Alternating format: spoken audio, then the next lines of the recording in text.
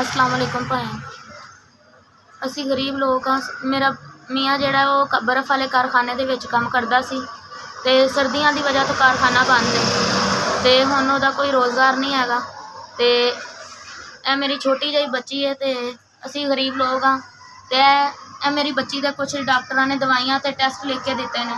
मेरी बच्ची बीमार है पर साडे कोल इन्ने पैसे नहीं कि असी इहदा इलाज भी करवा सकीए ते साडे कोल ते खान पीन जोगा भी कख नहीं है ते भाईजान साडी मदद की जाए।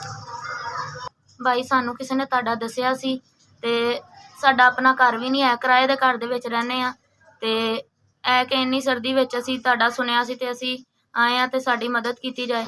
ते ऐ कि घर दे हालात इंज दे ने कि कदी रात दी रोटी तो बैठे होईदा है ते कदी दिन दे नाश्ते दे लई कुछ नहीं हुंदा ते मियाँ मेरा मजदूर आदमी है पर ऐ कि कारखाना बंद होने की वजह तो कोई हुण उहदे कोल नौकरी नहीं हैगी, कुछ भी नहीं है काम करन नूं ते ऐ कि साडी मदद की जाए। असी बड़े माड़े ते गरीब बंदे हैं।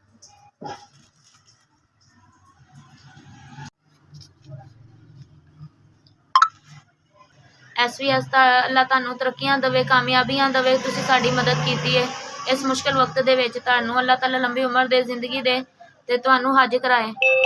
SVS जिवें तुसीं साडी मदद की है ते इंज ही सारे गरीबां दी मदद करदे हो। तुहाडा बहुत बहुत शुक्रिया ते अल्लाह तुहानूं तरक्कियां देवे, कामयाबियां देवे ते इंज ही तुसीं लोकां दी मदद करदे रहो। तुसीं साडी 5000 दी मदद की है।